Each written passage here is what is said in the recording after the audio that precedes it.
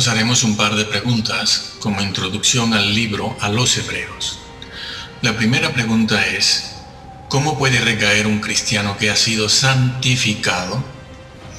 Hecha de otra forma sería, ¿cómo se puede volver atrás un creyente convertido? ¿Cómo? Y por último, ¿será que el adulterio es el pecado mencionado aquí, por el cual recaen ellos?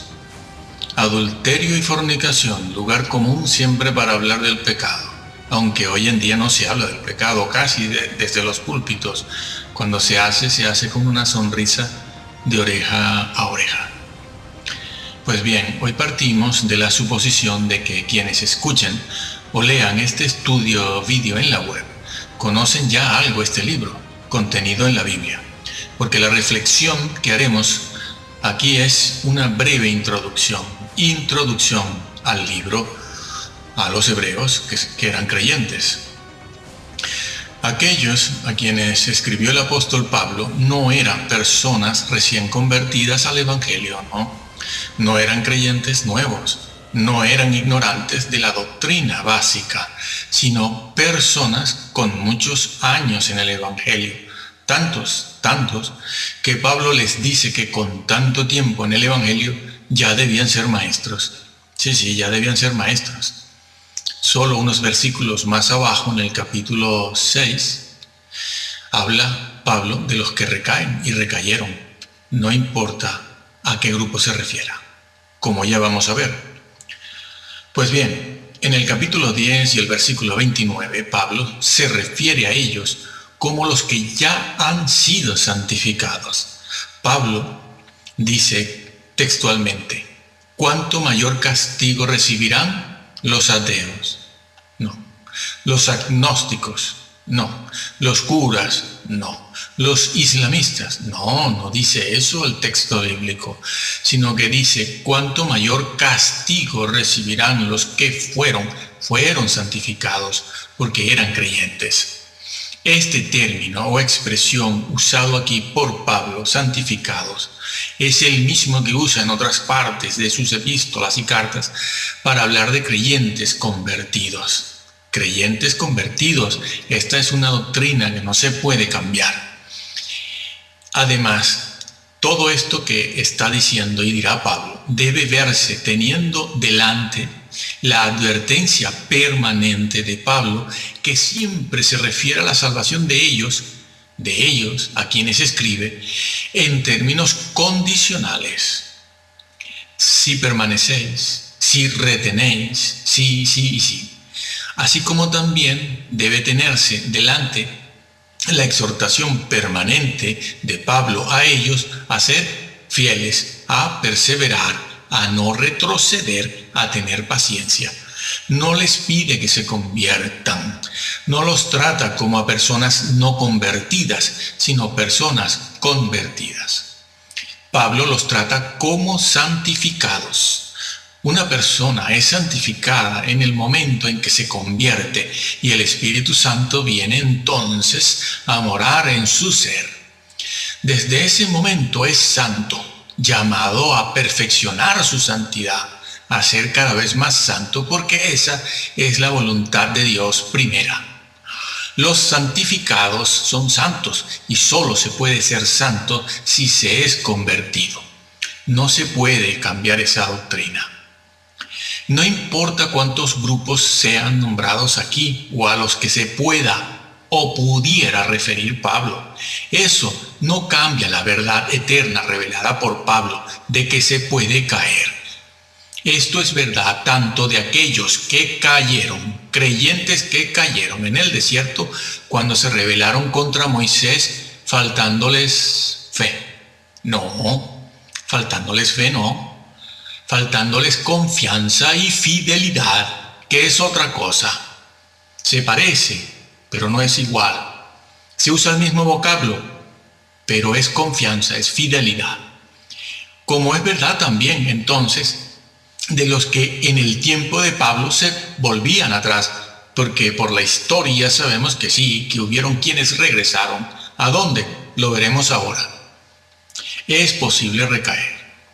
También en el capítulo 10 y el versículo 32, Pablo se dirige a ellos como los que un día fueron iluminados. Fueron iluminados. Esta frase también es usada en el capítulo 6 y no solo en el capítulo 10.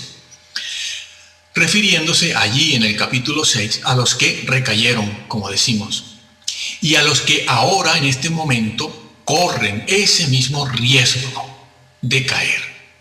La expresión fueron iluminados significa tener conocimiento de la verdad y andar en ella, y alude sin duda a la conversión a la fe cristiana, cuyo momento culminante en aquella época, como debe serlo hoy, es el bautismo. Por cierto, que en muchas partes, en aquella época, en los 3, 4, 5 primeros siglos, la persona permanecía de 2 a 3 años en catecúmenos, en catequesis, antes de bautizarse. Algunos después también. Bueno, en el capítulo 6 y los versículos del 4 al 6, entre otras cosas, se dice, y recayeron, o, dicho de otra manera, y se han vuelto atrás. Está en el tiempo pretérito, aoristo activo participio. Por lo tanto, no es cuestión de si caen algunos. No se usa aquí ninguna de las 4 cláusulas condicionales del griego, sino que es una afirmación y una certeza real. Los que recayeron, no importa cuándo, no importa qué grupo, es una verdad eterna. Se puede recaer. Algunos allí en el tiempo de Pablo ya lo hicieron. No importa cuántos grupos. Repetimos que eso es verdad, tanto de unos como de otros. Y hoy día los ministros del Evangelio caen en la tendencia moderna de separar la fe de la doctrina, la fe de la obediencia, la doctrina del Antiguo Testamento, la ley de la obediencia o la ley de la fe o la fe de la ley.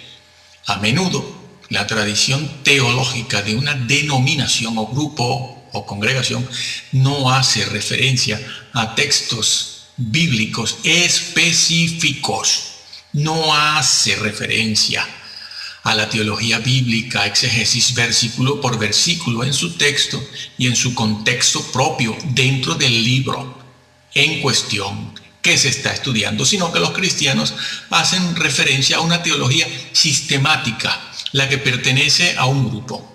O hacen referencia a algún personaje histórico, es decir, porque lo dijo tal o cual creyente. Raramente se piensa en lo que dice una exégesis, versículo por versículo en su texto y contexto propio. ¿Por qué? ¿Por qué no se piensa en eso? Bueno, pues porque nuestra teología sistemática lo impide y no se puede aceptar lo que un texto dice de manera clara por sí mismo en su propio contexto. Lo impide también la teología de moda, los cultos con ingredientes de moda, lo impide el sistema calvinista o el arminianismo o el pelagianismo o el semipelagianismo, etc. Los comentaristas calvinistas, para evitar la fuerza, por ejemplo, de este pasaje, de esta verdad en Hebreos 3, 5, 6 y 10, para evitar la fuerza de esa verdad contra la falsa doctrina de la imposibilidad de apostasía, afirman que este pasaje se refiere a no cristianos verdaderos, sino a visitantes, simpatizantes, sí. Y Pablo los considera como que ya debían ser maestros, visitantes, simpatizantes, maestros, sí. ¿No se han dado cuenta de eso? Pues bien, aquí el vocablo recayeron significa una completa y voluntaria apostasía. No que todos los judíos hubiesen caído así, necesariamente, pero se les advierte y se les presenta un ejemplo real. Algo que es posible, y lo fue. Y les dice Pablo cuál será el resultado de semejante retrogresión si ellos, en lugar de seguir adelante hacia la perfección en el conocimiento de Jesús y la carrera cristiana, tuviesen necesidad de volver atrás a otros tiempos, claro, hace tanto tiempo, a otros tiempos cuando les habló y les enseñó él y otros las verdades bíblicas básicas relacionadas con la vida eterna.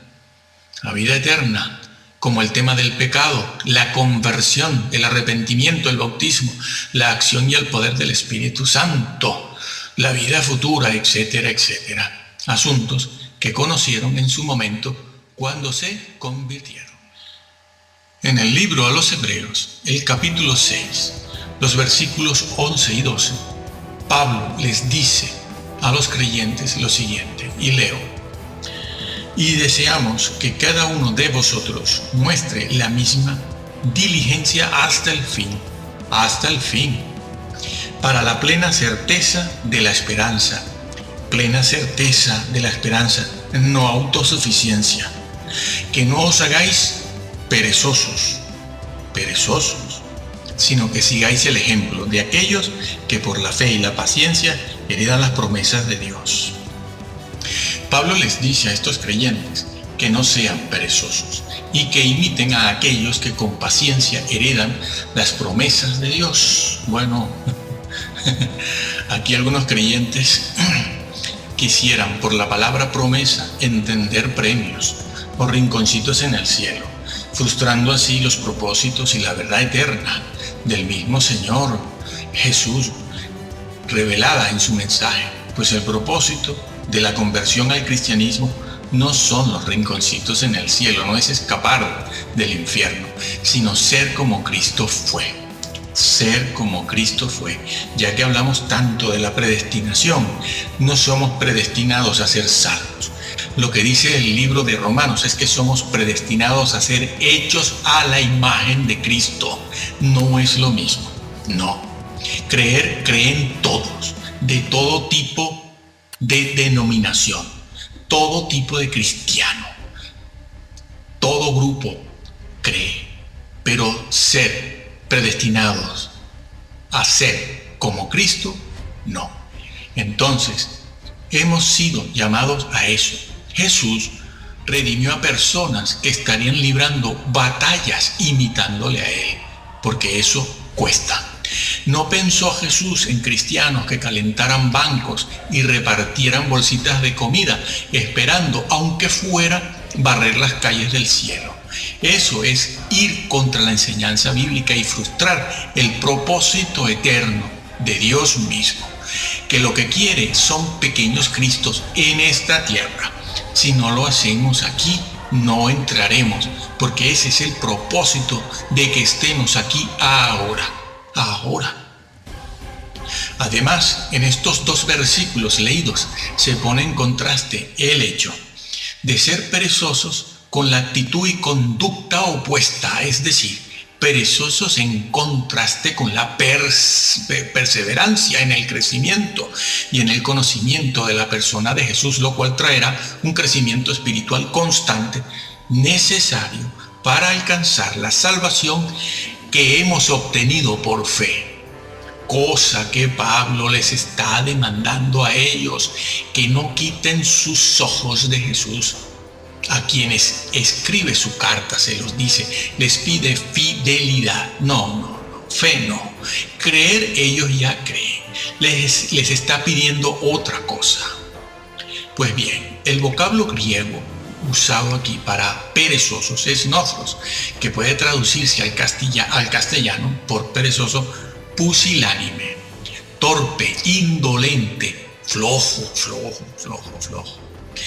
En el hebreo, esta palabra se traduce por lento de corazón, entendiendo corazón como la persona misma. Y también se puede traducir, y así se encuentra, como varón menguado. Sí, varón menguado, varón oscuro. No, oscuro de piel, no se refiere a la piel, se refiere a un hombre de baja condición.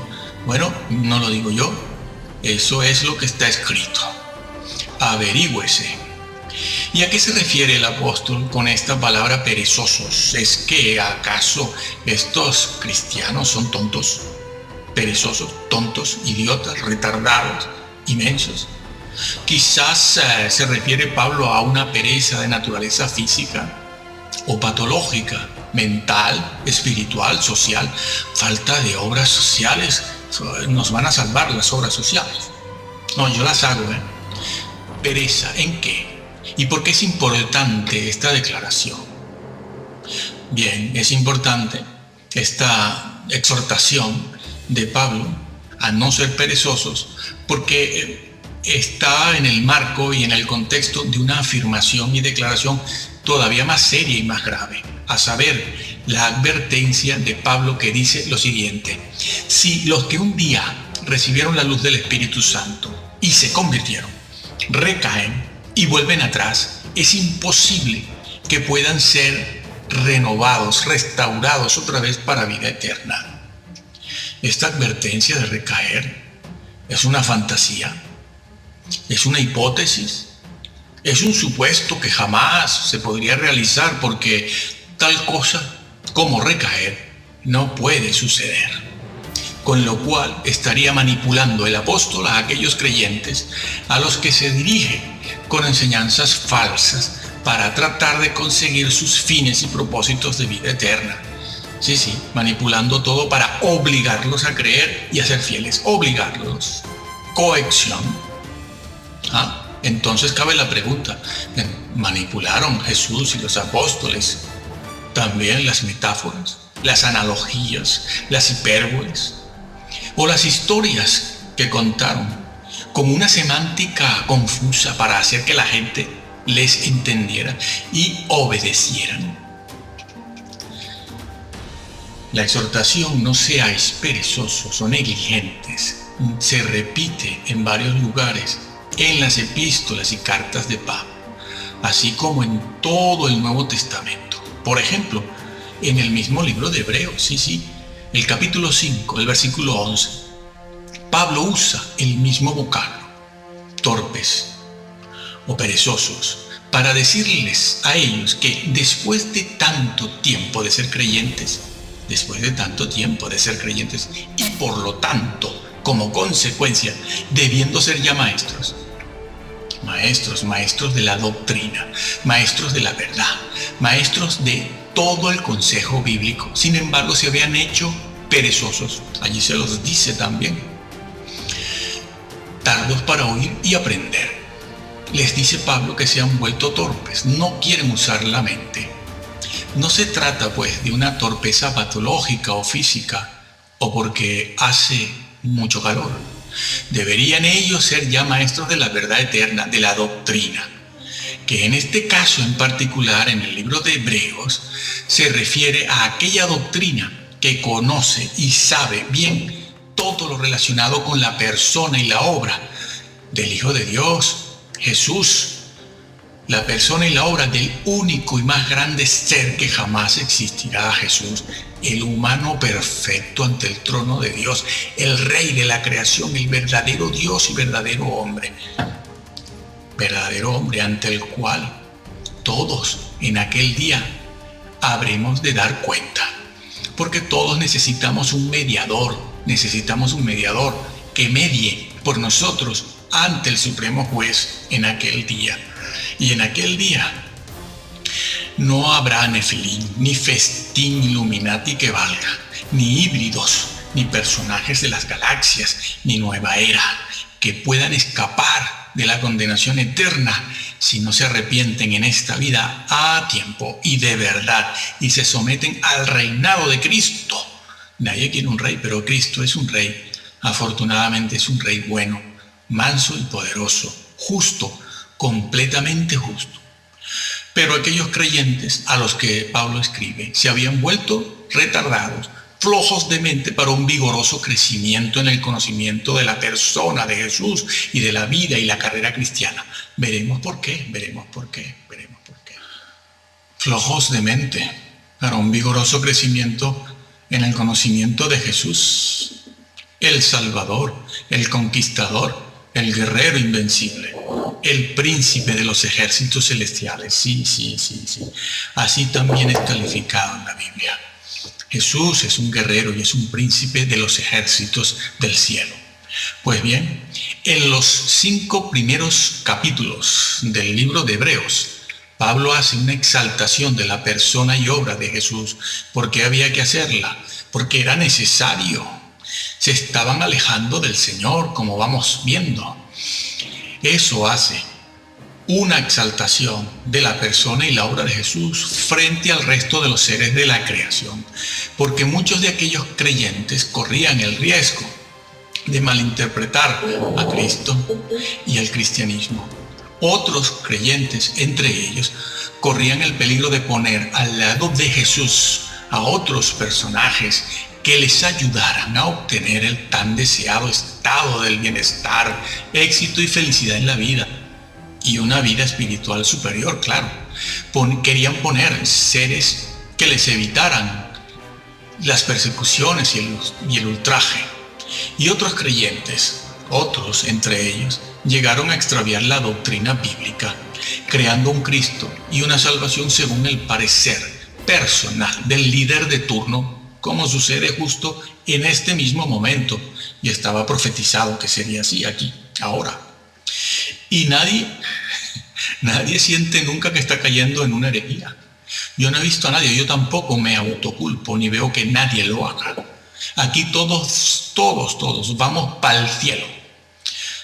Pero es sobre este trasfondo que escribe Pablo. Y es por eso que una y otra vez el apóstol les explica quién es Jesús. Lo hace. ¿Quién es Jesús? Lo hace a lo largo de todo el libro de Hebreos. Les explica cuál es el origen de la persona de Jesús. Y en forma resumida, el apóstol llega a decir, entre otras cosas, que Jesús es la imagen misma de Dios. ¿Por qué les dice Pablo esto a ellos ahora? Porque había necesidad de decírselos. A ellos recordarles que en Jesús está todo. Él es la imagen de Dios. Jesús es el alfa y el omega, el principio y el fin, lo encierra todo. Y todo lo puede, ha sido puesto sobre toda potestad en el cielo y en la tierra. Él es la imagen, no. Él no es un arcángel. Los arcángeles no tienen deidad. Los arcángeles son seres creados, salidos de la mano de Dios, no del seno del Padre. Él es la imagen. Eso quiere decir que Jesús tiene su persona, tiene deidad, posee deidad. Es decir, la esencia de Dios, la naturaleza de Dios es deidad, y solo es deidad Dios, y solo Dios tiene deidad. Y Jesús tenía esa deidad. Por lo tanto, por eso se ha dicho durante toda la historia y hoy en día que Jesús es Dios. No que sea el Padre, es el Hijo, pero tiene deidad. Por lo tanto, es igual al Padre. Cara a cara estaba con Él. En forma de Dios, existía en forma de Dios. Sí.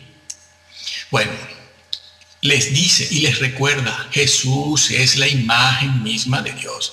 Y además les dice que ha sido entronizado sobre todos los seres de la creación, sean estos ángeles, arcángeles, querubines, serafines o héroes humanos. Por cierto, no existen dos tipos de arcángeles, unos eternos, en este caso, según los adventistas, el arcángel Miguel, eterno, porque es el Hijo de Dios, y otros que no son eternos. Herejía. Eso es lo que no te va a dejar entrar, haber desvirtuado a la persona de Jesús. Pues bien, Pablo les explica cómo y por qué es que Jesucristo está por encima y es superior a Moisés y a toda la clase sacerdotal. Les enseña Pablo en los capítulos del 7 al 9 cómo desempeña Jesús su oficio de sumo sacerdote ante el trono celestial. Como hombre, no. Jesús en el cielo, como Dios, no intercede. Dios no intercede. Quien intercede ante el trono de Dios es un hombre con H, ese hombre que se llama Jesús, el hombre perfecto, el hombre completamente santo, porque lo que necesitamos los hombres aquí en la tierra es que alguien, otro hombre perfecto, arriba, ante el trono, interceda por nosotros. ¿No te lo han explicado? Bueno, también les describe Pablo el tabernáculo terrenal, construido por Moisés, comparándolo con el tabernáculo celestial. Sí, hay un tabernáculo celestial, no te lo han explicado tampoco. Existe. El terrenal el que existía cuando Moisés en el Antiguo Testamento es una copia del que está en el cielo, del que está allí donde está Dios en su trono. Pues les explica Pablo esto, y luego les explica en el capítulo 9 cómo Jesús entró en el tabernáculo celestial, logrando así cumplir todo lo tipificado en el antiguo pacto, mostrando allí en el trono celestial al Padre sus marcas redentoras como hombre, marcas redentoras en pies, manos y costado. Porque es que si no sabes esto, sabes muy poco de Jesús, muy poco, casi nada. Y por la historia se sabe que algunos de ellos estaban pensando en regresar al judaísmo. No que dejaran a Jesús, como nos gusta creer, que abandonaron a Jesús. No. No todos abandonan a Jesús para regresar al judaísmo, a la circuncisión, a las antiguas leyes sacerdotales, sino que al lado de Jesús querían poner a Moisés también. Eso también se hizo. Pues bien, ellos querían regresar otra vez. Siendo cristianos, querían regresar a Moisés. Muchos de ellos, no todos, al antiguo tabernáculo terrenal, a los sacrificios del pasado, con lo cual estaban invalidando el sacrificio de Cristo. ¿Se entiende? Que no podía ser repetido. Pero quizás con ello, pensarían ellos, podían así evitar tanta persecución, sufrimiento y dolor, porque en aquella época los perseguidos eran los cristianos, no los judíos. Y si ellos habían hecho o hacían esto, recaían de nuevo. Otros creyentes pusieron elementos de la cultura, elementos de la sociedad y de las creencias religiosas de su tiempo al lado de Jesús, violentando con ello los 2 primeros mandamientos de la ley de Dios, que dicen que no tendrás dioses ajenos cuando vengas a mí. Cuando vengas a mí, refiriéndose a todo aquello que puede ocupar el lugar de Dios cuando nos presentamos delante de Él en oración. Esos 2 primeros mandamientos se piensa que se refieren a las imágenes o esculturas, y eso es idolatría. Pero esos 2 mandamientos dicen que no te harás imágenes, ni vendrás con diosesillos delante de mí. Cuando vengas a mí en oración, cuando te presentes, cuando estés conmigo. Esos 2 primeros mandamientos no fueron escritos para la Iglesia Católica solamente, sino para creyentes. Son mandamientos para creyentes. Cuando vengas delante de mí, no vengas con tus diosesillos sociales, con tus cositas, con otras cosas que ocupan mi lugar. Esa es la idea, cosas que ocupan el lugar de Dios. A Dios eso no le agrada nada. Él lo está viendo. Él ahora no dice nada. Todos vamos a ir a juicio. Todos. Allí se sabrá todo eso. Pues bien, en muchos extravíos cayeron también los creyentes cristianos gnósticos de aquella época. Les parecía que Jesús no era suficiente y se asimilaron a las creencias y prácticas gnósticas para completar y complementar a Jesús. También cayó en extravío Marción el hereje, los arrianos, los docetistas, ebionistas, y en décadas más recientes, en los últimos 200 años, los ruselistas arrianos, otros que niegan la deidad de Cristo, un Dios de segunda. ¿Dónde está eso? El Dios solo puede ser de primera clase, de primer orden. No existen dioses de segunda clase. Un Dios que no es todopoderoso, dicen que es Jesús, entonces no es Dios. Porque Dios, por principio y por descripción y definición y bíblicamente, es todopoderoso. Si no es todopoderoso, entonces no es Dios, era otra cosa. Bueno, los ruselistas arrianos, los adventistas, los del arcángel Miguel y los actuales evangélicos, yo lo soy. Hoy, creyentes de corte evangélico al lado de Jesús ponen, como hemos visto, en la puerta de algunas iglesias un póster o un afiche de Gandhi. Si al lado de Jesús ponen a Gandhi o a la Madre Teresa, ¿saben lo que hizo la Madre Teresa? O mejor dicho, lo que no hizo la Madre Teresa. ¿Lo saben? La nombran desde los púlpitos como una gran cosa. Y después siguen hablando de Jesús. ¿Le gustará al Señor eso? Ponen a Agustín, a Calvino, a Martin Luther King. ¿Saben si Martin Luther King creía en qué? ¿Qué creía Martin Luther King? Yo no lo sé, ¿no? Averígualo. Ponen a Patton, ponen a Sócrates. Promueven prácticas de perfil psicológico, filosófico, oriental. Dan talleres, cursillos de prácticas hinduistas, como si el Hijo de Dios no fuera suficiente. No fuera suficiente para todo lo que implica la salvación y las batallas de la vida diaria. De la vida diaria. Los cristianos están aburridos. Nuestros hermanos del pasado no tuvieron tantas cosas. Pero hoy existe en el ambiente un extraño afán por lo nuevo, la novedad, el cambio. Todos quieren ver algo nuevo. Están aburridos de tanta ley, tanta Biblia, tanto rollo. Tanto rollo, dicen los creyentes hoy en día, ¿no? Aburridos. Existe mucha superficialidad doctrinal que no les permite entrar en las profundidades de Yahvé, porque cada semana falsos maestros o hermanos en la fe no llamados, no suficientemente preparados, les dicen que, bueno, la ley pasó de moda, el Antiguo Testamento casi ya no tiene valor, mejor lo quitamos, o como me han dicho a mí, Dios no puede ser conocido, porque Dios es muy grande e incomprensible. No hemos de hablar de Él. ¿Para qué? Los hermanos no lo van a entender. Dios es muy grande. Miren, lo que de Dios no se puede conocer no está registrado en la Biblia. Dios no reveló aquello que no puede ser conocido por el hombre. Dios es mucho más de lo que hay y está en la Biblia.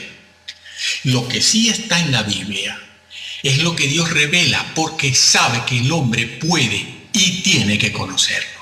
Lo que está en la Biblia dicho del Señor y de Dios, su esencia, sus atributos, su personalidad, está dicho porque es algo que podemos conocer. De lo que de Dios se puede conocer está revelado, y lo que no se puede conocer no está dicho y nosotros ni lo sospechamos. ¿Por qué? Porque nuestra mente es limitada. Dios es tan grande que puede encontrar defectos o limitaciones en sus ángeles. Lo dice la Biblia, no me lo invento. Léase, estúdiese.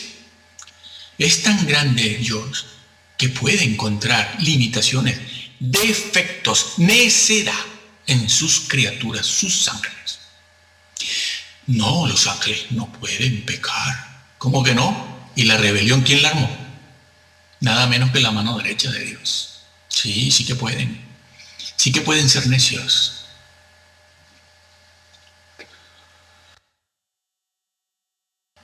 Pero Yahvé Dios siempre ha querido revelar muchos misterios de su persona y de su Hijo a los creyentes. Pero estos, con el paso del tiempo y los años, por lo general se apartan de las verdades y prácticas bíblicas del primer siglo. Se apartan hacia formas culticas extrabíblicas, abíblicas y paganas, sobre todo los más viejos. Sí, el problema no es un problema de jóvenes, de viejos degenerados.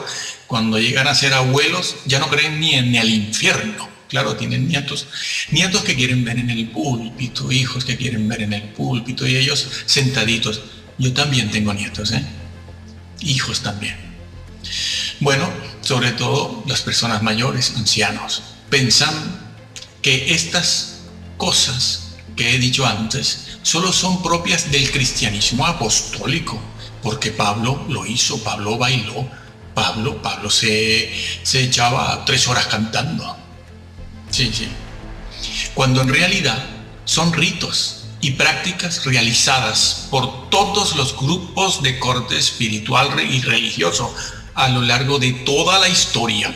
Y hoy en día, sobre todo hoy en día, profetizado estaba. Y los que caigan en eso no entran, no están cumpliendo con la imagen de Cristo. Y así algunos, pocos creyentes, lamentándose, pues van murmurando, confundidos, aburridos, porque no tienen palabra. Y otros, todo lo contrario, salen llorando del culto.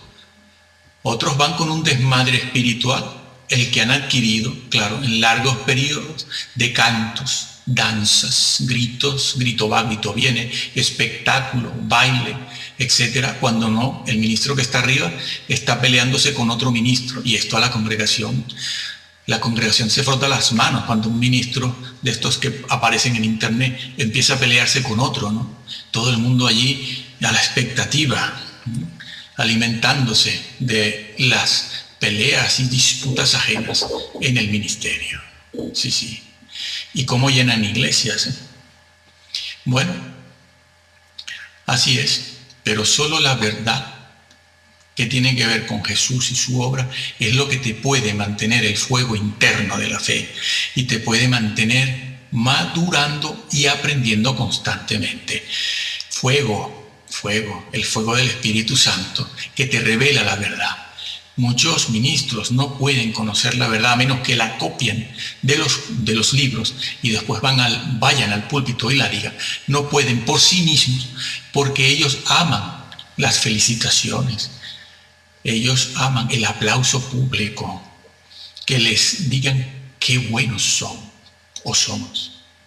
Y así el Señor no revela nada, aunque homiléticamente muchos de ellos, no todos, son perfectos, homiléticamente, bíblicamente. No se les puede acusar de herejía, pero les falta algo, el fuego, les falta la sal. Es cuando vamos a algún sitio y comemos un bistec, un trozo de carne buena, fresca, bien hecha, pero le falta algo, le falta sabor. La carne está buena, sí, es fresca, está muy bien hecha, pero le falta sabor, claro, le falta la sal. Así son muchos. Y para ponerle sal, entonces inventan cosas por ese afán de lo novedoso, lo emocional. Pues bien, aquellos creyentes a los que escribió Pablo no eran personas recién convertidas, como dijimos antes, a las cuales les habla el apóstol Pablo. Incluso en el pasado, esos creyentes, hebreos, judíos y paganos, creyentes cristianos, cuando se convirtieron, estos creyentes sufrieron y experimentaron fuertes padecimientos como cárceles, vituperios, tribulaciones, despojos, ultrajes, y fueron hechos espectáculo público. Sí, y en ello habían cumplido la voluntad de Dios. Sí, Pablo se los dice, en eso han cumplido con la voluntad de Dios, porque esa es la voluntad de Dios. Que ahora la hayan cambiado, no Dios, los hombres.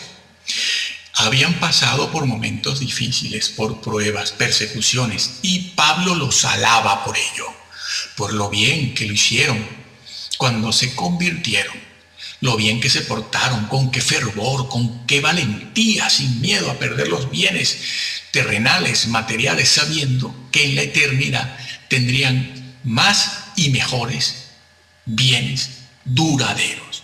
Lo hicieron muy bien. Pablo se los dice, y Pablo les dice y los felicita, porque habían servido, habían ministrado y ayudado a los santos, al pueblo de Dios, refiriéndose posiblemente Pablo con ello al servicio que aquellos hermanos habían prestado a los mismos apóstoles, misioneros, predicadores, en la labor de llevar el mensaje de salvación a toda lengua, tribu y pueblo. Les dice Pablo, fíjense en esto, les dice Pablo que Dios no es injusto para olvidar eso, no lo ha olvidado, que eso tiene su recompensa. Ah, sí, su recompensa segura. No. ¿Tiene su recompensa? Sí. Lo que decíamos al principio, sí permanecen en fidelidad, que no creyentes creyentes, no, fieles, que es otra cosa. En aquella época había una gran persecución, en la época en que Pablo les escribió a ellos. Y había una tentación a torcer la escritura, la doctrina, o a negar a Cristo, o renegarlo, o simular que se le renegaba. Los listos siempre hacen eso, los vivos y listos siempre simulan renegar de Cristo para salvar la vida, ¿no? Para salvar la vida. Pero el Señor no sabe, no la salvan. Por eso Él dio esta enseñanza. Aquel que no pierda su vida por mí, no es digno de mí, no es digno de mí. Entonces, bueno, sí, porque el Señor dijo, todo el que quiera salvar su vida, la perderá, pero todo el que pierda su vida por causa de mí, la hallará. Eso lo dijo el Señor. Así que estamos viendo que el problema de ellos no era un problema de adulterio. Aquí en el libro de Hebreos no se habla de adulterio, ni de fornicación, ni de robar, ni de matar. El problema es qué estamos haciendo con Jesús, qué se cree y qué se está haciendo con la vida y la carrera cristiana, y qué se está haciendo para cumplir con la voluntad de Dios, con la voluntad de Dios. Este pasaje enseña claramente la posibilidad de caer de la gracia de tal manera que una persona se pierda. No puede conformarse a la imagen de Cristo, el que pone al lado de Jesús las cosas del diario vivir, diosecillos, los que se afanan tanto. Esos no pueden conformarse a la imagen de Cristo. Aquí puede encontrarse una vez más también un error muy frecuente en los creyentes en general, de todo tipo, y es que aún si estos cristianos a los que escribe Pablo no han faltado ni fallado en el servicio práctico a sus hermanos en la fe, y no han fallado en la obra social, sin embargo, por no haber crecido como tenían que crecer en la vida y la carrera cristiana y en el conocimiento de la persona de Jesús como debían, y el conocimiento de la verdad como debían, corren el peligro de retroceder y perderse para siempre. Aquí hay una gran verdad que la enseñó Jesús cuando también le señalaba los defectos a su pueblo y a su clase dirigente. Sí, el Señor señala defectos, lo hizo, y no solo lo hizo con su pueblo, lo hizo con las 7 iglesias de Asia, también lo hizo. Les dijo todo lo que estaba bien y todo lo que estaba mal y no le gustaba. Incluso llega a decirle a una iglesia: borraré el nombre de aquel que no ande en santidad, lo borro. Los nombres se pueden borrar, eso no es una hipótesis. Eso que dijo Cristo no es una manipulación, es cierto. Bueno, ¿y qué fue lo que dijo Cristo? Es necesario hacer lo uno tanto como hacer lo otro. Mateo 23:23. Era necesario, son necesarias las obras sociales, es necesario ayudar a los hermanos tanto como crecer en el conocimiento. No eran perezosos para regalar bolsitas de comida y hablar de Gandhi y hablar de este y del otro. Para eso no son perezosos, pero para lo otro sí que lo eran, sí que lo eran. Y eso les podía llevar una sorpresa. Es necesario hacer lo uno sin dejar de hacer lo otro, a lo que los creyentes de los últimos 180, 200, 250 años han dicho: caramba, qué severo, qué severo. Sí, como aquel siervo que tenía un solo talento y lo escondió, y el Señor le dijo: ¿dónde está tu talento? Y ese siervo infiel no solo le dice al Señor que no hizo nada, no solo le dijo eso, no he hecho nada, lo escondí bajo tierra, sino que además lo acusa y le dice: bueno, es que tú quieres recoger donde no siembras y pides lo que no das. Sí, los creyentes son así. Claro que el de la historia de Jesús fue abierto, porque Jesús desenmascara todo, pero en las iglesias no. En las iglesias están escondidos. Ponlos tú a estudiar la Biblia como se debe y ya verás que van a saltar todos del asiento, acusándote de severo. Pero es mejor cumplir la voluntad del Señor. Hoy los creyentes son muy delicados. Lo han sido siempre los creyentes. Pero hoy es una cosa que es un atentado contra la democracia. No digas esto, porque es un atentado contra la libertad. En el cielo no hay democracia. Bien, luego, una vez que Pablo los exhorta a no ser perezosos, y con esto nosotros vamos terminando, los anima a ser diligentes, imitadores, y les pide fe y paciencia. En primer lugar, les dice y les recomienda que deben ser diligentes. La palabra diligencia aquí significa rapidez, velocidad. Sí. Velocidad, rápido. Sí. Se trata de una persona que anhela hacer algo rápido, que tiene rapidez en hacer algo. Siempre tiene esa actitud, esa conducta. Es hacer algo con fervor, con anhelo, un celo arduo por hacer algo, dedicarse a algo que tiene. Eso es lo que quiere decir Pablo, hacer algo. Tengan ustedes fervor, anhelo, celo arduo en buscar al Señor y en servirle y todo eso. Pero hay una cosa curiosa que dice Pablo, aquí dice que deben mostrar ese celo arduo y ese fervor en el momento de la conversión. No, dice celo arduo y ese fervor hasta el fin, no solo al principio, cuando te convertiste hace 12, 20 años, 30 años. Es hasta el fin.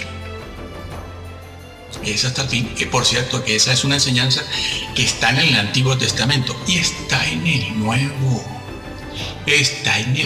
pero viene del Antiguo. Bien, estos hermanos habían sido muy diligentes en las obras benévolas, sociales, etc. solamente. Pero ahora les toca, si siguen la recomendación de Pablo, mostrar diligencia en el crecimiento, en el conocimiento, avanzar en la carrera cristiana, hasta el fin. Y les dice que sean imitadores para ellos sean imitadores ¿de qué? Pues de todos los santos que el apóstol menciona en Hebreos 11.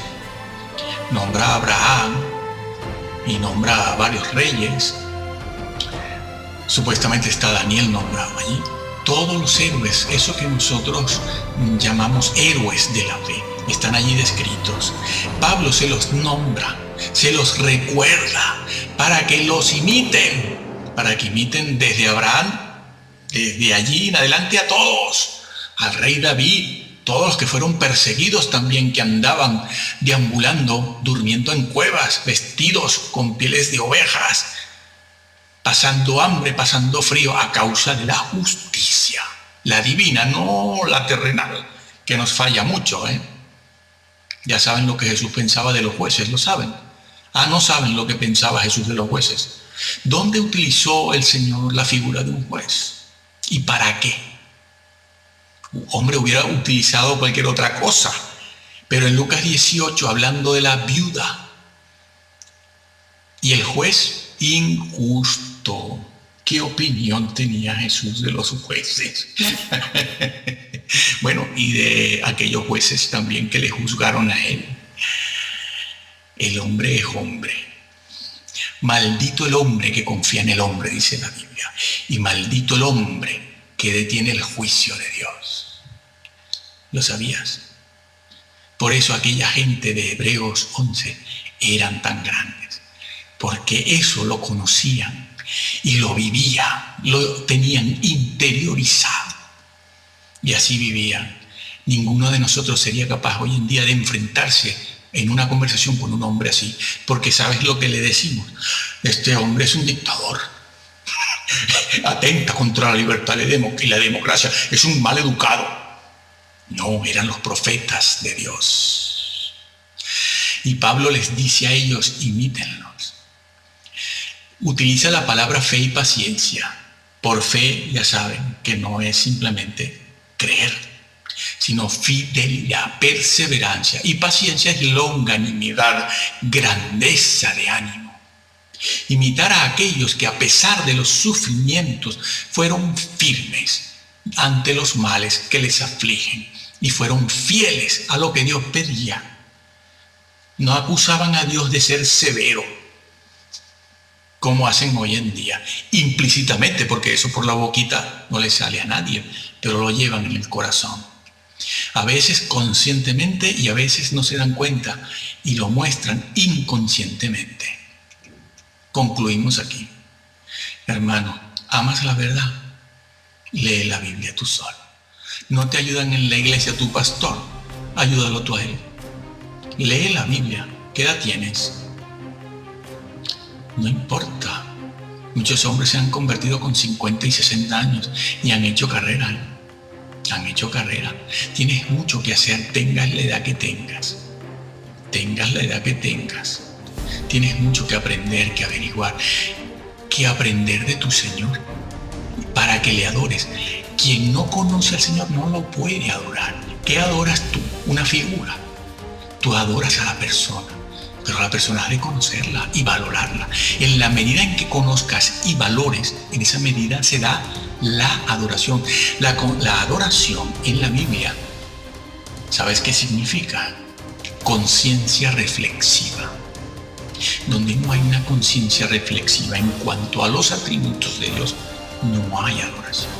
Habrán saltos, habrán estas banderitas que sacan en la cancha olímpica las chicas, las muchachas, las mujeres, cuando salen a bailar entre un descanso y otro y mueven las banderitas y todo eso. Eso lo están haciendo en las iglesias, con esas cintas de colores tan bonitas.